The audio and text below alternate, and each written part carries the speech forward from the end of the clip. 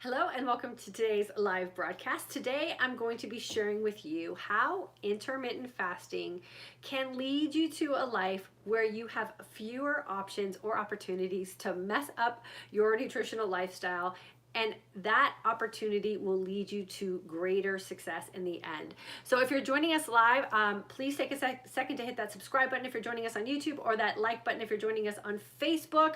Always feel free to also leave us a comment so that we know that you were here, whether it's during our live broadcast and or especially during our rebroadcast, so that I know that you have stopped by to view what it is that we are providing for you here in this amazing community of aging women.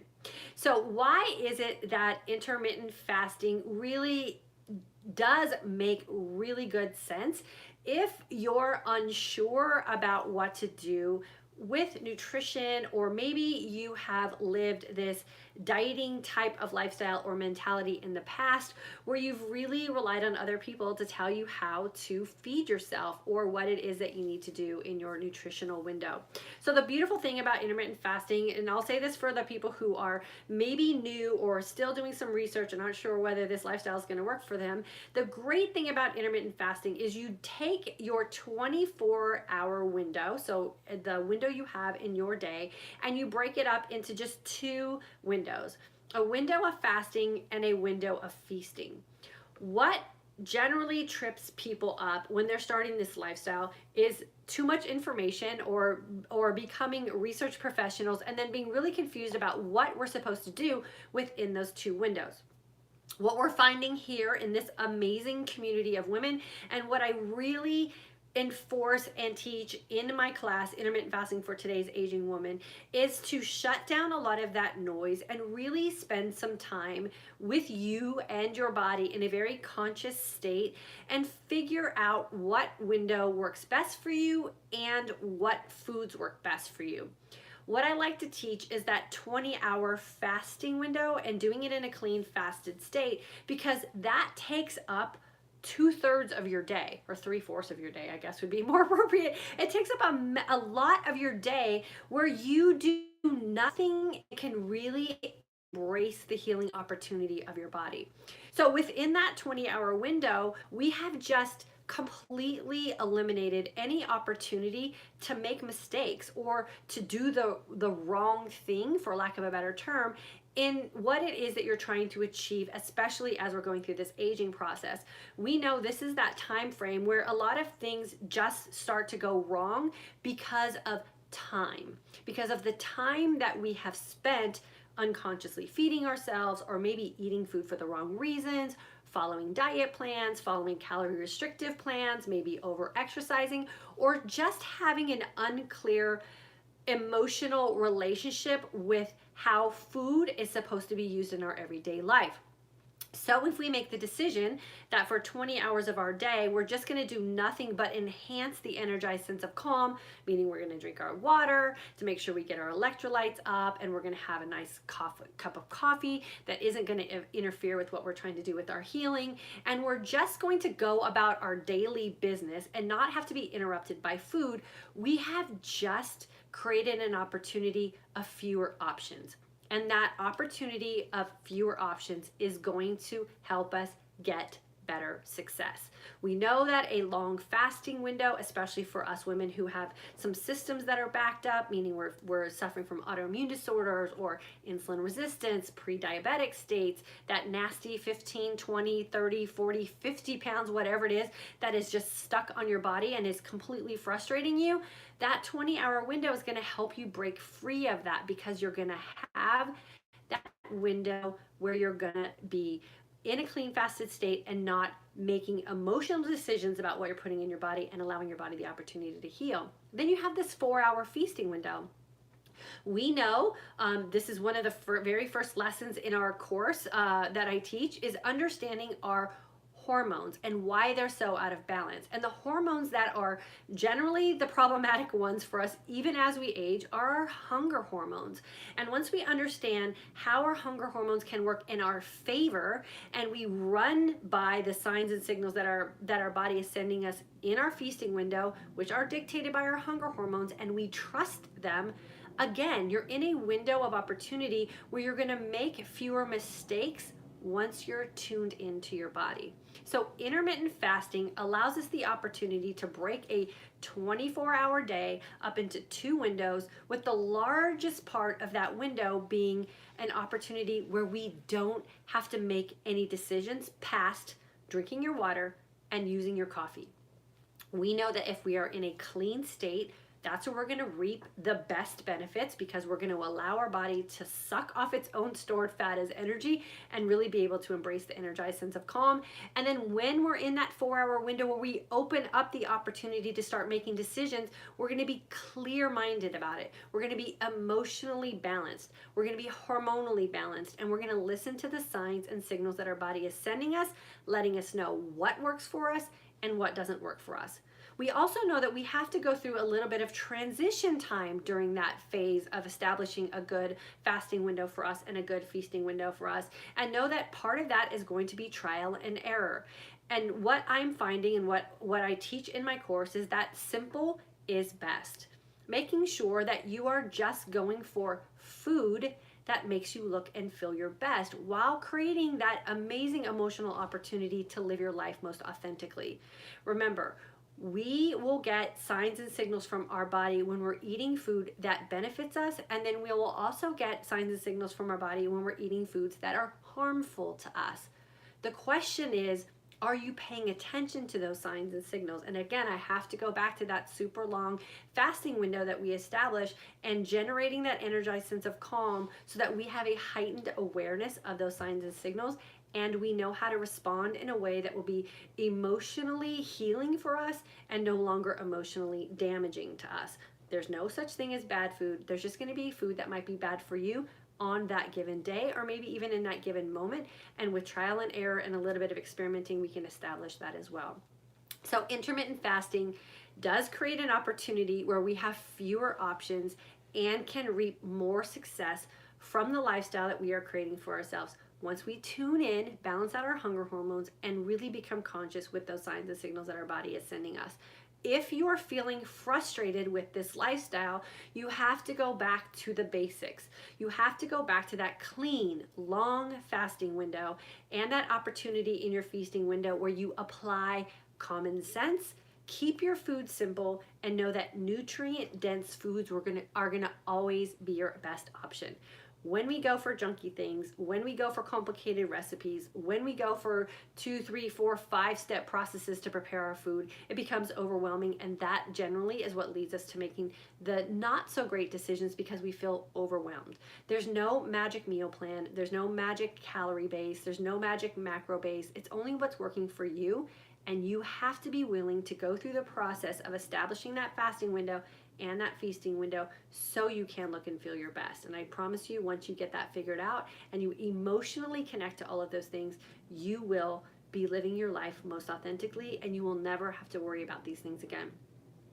So this topic today is short, it's very to the point, it's very common sense. Intermittent fasting will work because it takes away the opportunity for you to make mistakes, and you want to make sure that you're deferring to that opportunity and you use it as much as you can.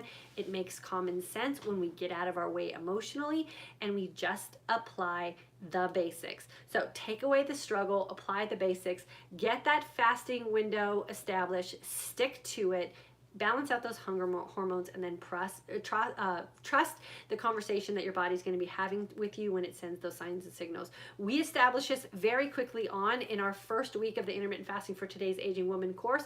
We have our next course starting July the 6th, so that means midway through July, you can establish a healthy fasting window and a healthy feasting window that will help answer a lot of these questions and probably eliminate and alleviate some of the struggles that you might be having if you're kind of just winging it. So if you feel like you're frustrated or you're winging it, I highly recommend that you just go ahead and jump in with us on July 6th when we start our next course for sure. My course for June is closing out this week. We have some amazing stories coming out of our group. This is the 3rd week of our course, so our course is 3 weeks. intermittent fasting, intermittent feasting, and the social and emotional aspects of establishing your own lifestyle and how that breaks down in the world today. So we cover all the bases, and this week is the one that most women have their biggest aha moments and their biggest sense of relief and sense of freedom and control of their life, because it is okay when you start to make decisions for yourself to feed yourself, and that's really where we will thrive. So I know a lot of my June members are feeling that. I've read the comments in the course and in our community, and it's absolutely heartwarming for me to know that going through this process has really helped you create a lifestyle that you're happy with, and a body that you're happy with, and a life that you look forward to living for many, many years to come. So thank you all for sharing those stories for sure. So I'm going to jump on YouTube really quick. I'll welcome everyone, answer any questions and comments, and then I'll jump over to Facebook and do the same over there. Charlie, so frustrated, I need help. Charlie, we are here for you. It is totally safe for someone who's 73 years old. There's no age that intermittent fasting is not appropriate for, and I think it will probably help you really find some freedom with food and help you live your life successfully, and that's really all we want to be able to feel like. So I would highly recommend jumping in, and there's a link in the comment section, or you can email me at my name, so dyannparhamfitness@gmail.com, and I'll get you some registration information. Joanne attended September 2017. Good to have you with us. Holly, hello. Jennifer, need to know what the stop losing weight at is at my peak. I need to know what the stop losing weight at is my peak. I don't know what that, you might want to rephrase that question because I don't know how to answer that one. And then Patrice, hello Diane, this message is right on time, thanks. Oh, you're super welcome. Yeah, you know, sometimes we try to overcomplicate things, and simple is always the best. And I know for me, I am not a recipe person. I don't have to have things super fancy. I go out to eat for those kind of things. And knowing that I can really keep it simple at home has helped our entire family really figure out what works for us nutrition wise. And then when we go out, we do fancy, and I let that be someone else's job. And that has also helped us really enjoy going out to eat as well. We don't fear going out to eat at restaurants because that's the time when we eat fancy and we eat out of our norm. We just have our boundaries that we stick with to make sure that what we eat is not going to make us sick. So taking the pressure off of you when you're at home cooking is really key to success with this as well.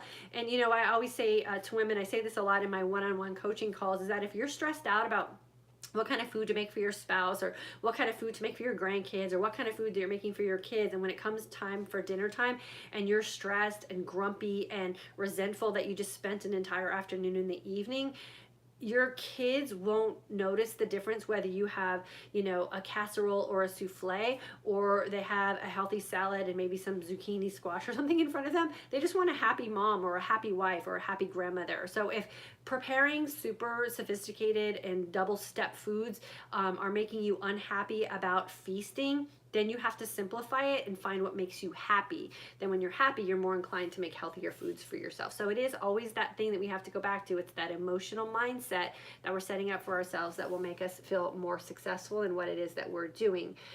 Debbie, tuning in today from Texas while baking my kale chips. Congratulations on making some kale chips. I'm gonna make the same thing tonight for dinner, and I'm super excited about it, so good for you. And then Robin, good afternoon from Virginia, June 2018 grad. Wow, girlfriend, that's been a whole year. Hope you're still doing well.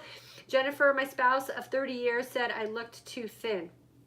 Then eat more, I guess. Or how do you feel, I guess, would be the bigger question. Sometimes we gotta not worry so much about what other people think about how we feel. If you feel healthy and you feel great and you feel empowered about your day and the choices that you're making, then I would say go with that for sure. If you feel too thin or you're not feeling happy when you wake up in the morning and what it is you're seeing, then I would say maybe think about what it is you're doing in your feasting window and add a little bit more to that. Maybe shorten your fasting window a little bit. Robin, good to have you with us. Teresa, responding to Charlie C, my 91-year-old father practices IF safely. Yes, for sure. Teresa's father does do that.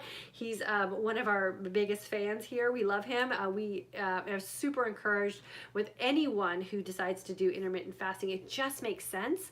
So it's never too late to take care of yourself, and intermittent fasting seems to be that thing that's proving to do that for a lot of people, no matter what age bracket you're in. Jennifer, I need to know when to stop losing weight. I continue to lose weight, but my spouse said I look looked too thin. Okay, yes, I got that. I don't know. If you feel too thin, then I would say shorten your fasting window, maybe feast a little bit more. If you don't think you're too thin, I would say just continue doing what you're doing. And then Lori, just getting on. Welcome, girlfriend. A 2019 course going on 22-hour fast today. Awesome. So Lori's one of our June students. She's ending her course this week. I know for a lot of you that's a little sad, but know that we're always here for you. So come back and watch us on these lives for sure. That's why we do them. Patty, graduate of February 2019 course. Thanks for jumping on. And then Teresa, watching live in Texas. Awesome. Janet, hello from Nevada. She's a July 2017 grad. And she's taken a couple of our other courses as well. Our F3 course, remember, is our trifecta course where I teach you how to establish a love for fitness and movement in general so that you can age successfully and stop sabotaging what it is that you want with your fitness goals as well, and how to incorporate fasting and feasting with fitness. So Janet, always love when you jump on with us. Karen, watching from the UK, loving the June course, learning so much, taking control and finally changing my life for the better. Karen, you are doing fantastic. I read your comments in the course that you've posted over the last couple of days. I'm super proud of you. You're doing the work and you're reaping the benefits, and that's always the magical combination for sure. Kathy from Colorado, I started intermittent fasting 3 months ago. I am doing 16-8. I have lost 20 pounds and feel amazing. I find that I enjoy food more and do not stress over meal prep. I love your videos. Thank you for the information, encouragement, and support. Kathy, you're so welcome, and I'm super happy to hear that you've taken a lot of the stresses out of your life. Food should not be something we stress about. Food should be something that we use as a tool to keep ourselves healthy and nourish our bodies and supplement the life that we want to live. As soon as it starts to become a stress, we're doing something wrong. So I'm glad that you've identified some of those things and you found a lifestyle that works and you've taken the stress out of it. That's key for longevity and a life full of success with this for sure. Amy from 2017 April class, she's always on with us. We love having you here, cuz. And then Lynn, hello, excited to catch you live. I've been part of this amazing community for 1.5 years now and can't imagine my life any other way. Just got back from a wonderful vacation and feeling a little fluffy, but I know I can jump back in with a few long, clean fasts and feel amazing again in a few days. Thanks for all you do. Lynn, you're so welcome, and that's exactly what you need to do. I bet you within one 20-hour clean fast with lots of water, you're going to feel amazing again, and that little fluff is going to go away. A lot of times it's just some water retention, and as soon as you flush that out, you'll be right back to where you were before you went on vacation, and that's great. Janet, just got blood results back today. Going back to some basics and tweaking my food choices. A1C results are holding great for 2 years, but cholesterol has crept up. New focus to get it down again. Suggestions. I would just say if you feel like there's some foods that you have been letting in that could be contributing to your cholesterol changes, then just take those out. It's hard to say specifically what to do to get some numbers back on track. And then I would also say look at the numbers. If your doctor's not concerned about them, then I would say let them go. There's new research to show, and we're kind of redefining what high cholesterol is. So if your overall cholesterol is high, but your ratios are where they need to be good to bad, I wouldn't worry about it. And at least that's what my doctor advice said to me. And then we also want to look at some other things too. So if your A1C is good and your triglycerides are good and your doctor doesn't seem to be concerned, just have an honest conversation with yourself. What are you letting in that could be contributing to maybe cholesterol numbers creeping up that aren't good? And then just take those things back out. You make sure you're moving, make sure you're drinking your water, and if you want to add in some supplementation, niacin has been shown to help control cholesterol levels as well. And just go as clean, plant-based, real food as you possibly can, and that will do its work and magic for you as well. Marty, so excited to be here. Are breath mints a fast breaker? Yes, they are for several reasons, mostly because they're just full of chemicals and artificial sweeteners and stuff like that. So I say if you're not happy with your breath when you're in a fasted state, drink more water, brush your teeth, and improve the kind of toothbrush you have is always a good thing. It's just reducing the amount of bacteria and plaque that's in your mouth, and that will naturally balance itself out over time for sure. So it's just common everyday hygiene practices that might need to be changed as well. And then Brenda from April 2018, last day of school today, off for 2 months, time to exercise more and focus on IF again. Hard for me to be consistent. Yeah, so create your consistency and intentions now while you're on the very onset of your vacation time, so you'll be able to maximize the full 2 months, and just set really clear intentions and know that you want to be realistic about what you're going to be doing too. You want to build in some fun and some vacation time, but you also want to be serious about some things, so you have to make sure that you balance those out for sure. Michael and I are going to be talking about reviewing our June and setting our intentions for July in some areas where I know I kind of miscalculated some things, and how I'm adjusting for July and how I'm dealing with where I was really good and some areas that I kind of didn't do so well, and how you rebound from that without self-destructing or feeling like throwing in the towel, and just knowing that that's a learning experience. So you'll want to make sure you'll jump on with us Friday when we go over that for sure. And then Sheila, January 2019 grad, how do you enjoy all the good fruits in the summertime without overdoing it? Cantaloupe, watermelon, cherries, and grapes. It's so funny you should ask that, because we just got a watermelon yesterday and we had some cherries in the house and something else. And I love fruit. When I was pre-diabetic and insulin resistant and I had problems with my blood sugar, I gave it up completely. And now that I'm feeling more healed and I know how to ebb and flow and really keep my blood sugar under control, I let some fruit back in. But I do know that when I have fruits and then I also compound that with some other carbs, I do feel like drunk the next morning, sugar drunk. And you'll know that when you really keep your carbs low and you cut out a lot of those sugars and then you add them back in, it doesn't feel so great. And I was feeling that way this morning, and I went back and I was like, oh yeah, we had this amazing watermelon in the house and I ate some of that. And then we had some Siete chips last night. I had a glass of wine. All that combined made me feel this morning like I was completely hungover, and it's a sugar overload. So I took my supplements this morning, drinking lots of water, had a cup of black coffee. I'm fasting long today. Tonight, I'm already feeling better just from taking my supplements this morning.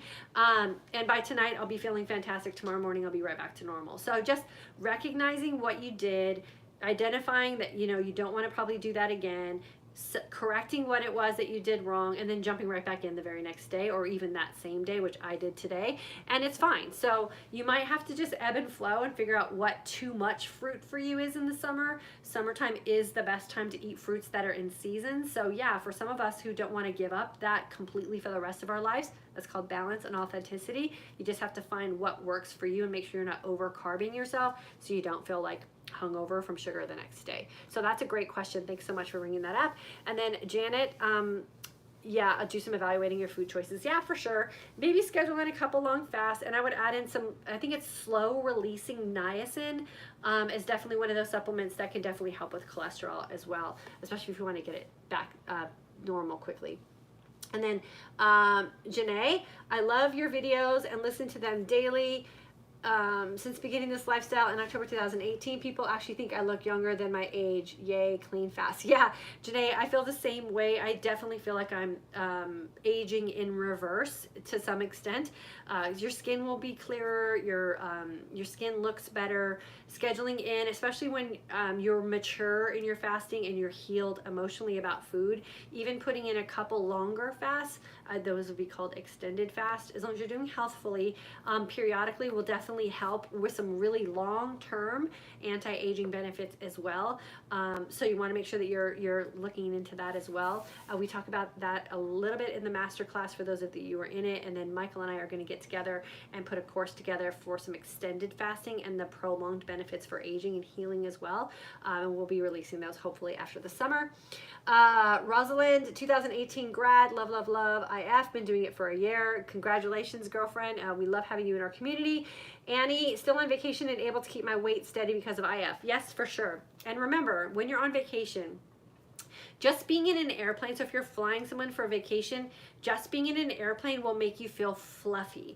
So that causes your body to retain water. Being fluffy doesn't necessarily mean that you did anything bad or that you're gaining weight or that you're getting fat, all those things that we say to ourselves. It just means you're fluffy. So enjoy your vacation, come home, do a fast. If you can fast, my philosophy about vacationing is if you don't bring it, you don't buy it, and you don't accept it, is a really good opportunity, especially on the come home part of vacation.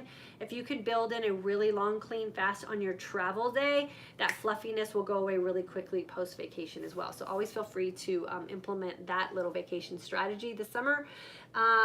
Let's see. Rosalind, usually do a 20 to 22 hour fast. Love this community. Yeah, good for you, girlfriend, and we love having you with us. So thanks for jumping on. And then Robin, good afternoon from warm and sunny Chicago. Finally, June, July 2018 grad. Just hopping on. We'll have to catch a rebroadcast. We'll have to check you out on Instagram, Diane. Yeah, check me out on Instagram, girlfriend. That Instagram is where I show my life stuff. And if you follow me on Instagram, you know I had a really funny thing happen to me today where I thought I had a hair appointment and I didn't, and what I did to kind of make up for my time mistake. And then we're doing a bunch of stuff around our house, and so I'm going to share a lot of that on Instagram, and that's kind of where I show my favorite food things and all that kind of stuff. So definitely make sure you're following me on Instagram. It's just the easier place for me to throw up spontaneous things about this lifestyle and how we live it every day in our life to kind of help you guys as well. So I'd love to have you on Instagram if you're not there yet, and thanks, Robin, for following me there. And then Robin says her A1C is down 5.6 from 5.9. Cholesterol's excellent. Currently dealing with low white blood cell count and low protein. Doc wants me to eat more protein. Also, doc thinks it's a digestive issue. Yeah, so I would almost check to see if you might have something going on in your gut. You know, it never hurts to get a gut check done to see if maybe you have a little bit of bad bacteria in there that might be causing that.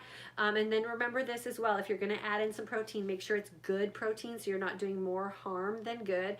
So antibiotic free, grass-fed, grass-finished if you can, and then make sure that you're also adding in lots of plant protein, because protein is protein. So you want to make sure you're getting some good plant protein in as well, and just kind of see if you can balance it out. Don't swing too far to the correction side where you could cause some other problems. Moderately add in some protein, you know, maybe once a week add in some animal protein and see if that helps you kind of balance some things out for sure. But it sounds like everything else is going great for you, Robin. So I love hearing that from our community. When you are implementing these things that we talk about here, you're implementing the information that you learned in our class. And even for some of you who have been graduates for 2 years or more and you're still thriving, is proof that intermittent fasting does allow us to have more success in our everyday life, because we are just taking out the opportunities for us to make mistakes, because we're allowing fewer options in our 24-hour period. So super excited for all of you who've shared what it is that you're finding success with. That does help other women in our community as well. So I'm always so grateful for your willingness to share. And then Patty, when do you take your supplements? I take mine when I feast. It depends on what supplement it is. And if I wake up and I feel kind of trashy like I did this morning after having too many carbs yesterday, I just take my supplements so I feel better so I can get on with my day. So today's not a day where I'm really stressed out about my clean fast. I'll do everything else clean, but if putting in some supplements in my morning helps me shake off a bad feeling, I always make sure that I do that. Remember, I'm a healed body, and so I'm not really worried about healing the way I did in the very beginning. So I will take my supplements if I'm feeling off. Generally, on a everyday basis, I like to take my supplements in my feasting window, because there are some things within the production of making supplements that could possibly throw you out of a fast if you're trying to heal your body cellularly and deeply. So there's always those exceptions that we have to make. And when you're doing something for a lifetime, one day of taking your supplements in a fast is not going to derail you, especially if it's going to put you back on a better mindset or make you feel happier or just give you some more energy. So always remember that we're doing things for a lifetime. One incidence of something is not going to derail you. It's just going to help you get on with your day. So always remember that as well. And then Bernadette, do you find that using Celtic salt is better to use than pink crystal salt? I don't know. I just use whatever salt I can find. You just want to make sure that it's, you know, as clean as possible, a trusted source, maybe organic if you can find it. If you find that a salt works better for you, then I say definitely go for it. I'm the kind of person that doesn't stress too much about the nuances of a particular thing as long as it falls within my test of ingredients. So I don't like corn, I don't like soy, I don't like dairy, and I don't like gluten. So I try to get the best that I can find within my means or within my shopping avenues. And sometimes it's the best and sometimes it's just good enough. So if you find that a certain type of salt works better for you and it's easy for you to obtain it cost-wise, convenience-wise, shopping, it's in your route of where you need to go, definitely use it. If it's something that's going to cause you stress to try to obtain it, it's not worth it. We're doing the best that we can, and remember, that's why we clean fast for as long as we can, as often as we can, because that's that thing that ultimately is going to make the biggest difference. Are those days when you can get that long, clean fast in and balance out all the other things that you're doing in your life or all the other things that you may not have control over. So that's the goal here. So thanks so much for jumping on live with us. I appreciate you guys spending your time with me, whether it's live or you decide to click on this play button during the rebroadcast. I see you, I appreciate you, and without you, we would not have this amazing community. So keep showing up and keep sharing your stories. I know for a fact you sharing your stories with other women is saving someone because they might have the same situation you've gone through or they might have the same question that you've asked. So thank you so much. I always appreciate that. And then like I said, Mike and I will be here on our talk on Friday at 3 p.m. Central Standard Time on our For Today's Aging Community Talk, where we'll be sharing how we went through our June, how we set up our original intentions, how we're rating ourselves as far as how well we did, and how we're going to take that information to set up our intentions with our schedule for July. So I hope you guys will be able to catch that broadcast as well, because I know setting good habits, setting good intentions are the thing that will make or break us, irregardless of what we're doing in our fasting or feasting window. It's how we set our mindset up and what we're actually executing that's going to make us live this life so healthfully and so happily as we age successfully. So with that being said, I'm going to let you guys go, and I will see you guys on Friday at 3 p.m. And if you haven't yet, please follow me on Instagram. That's where I get to see you guys and interact with you more on a daily basis. Thanks so much.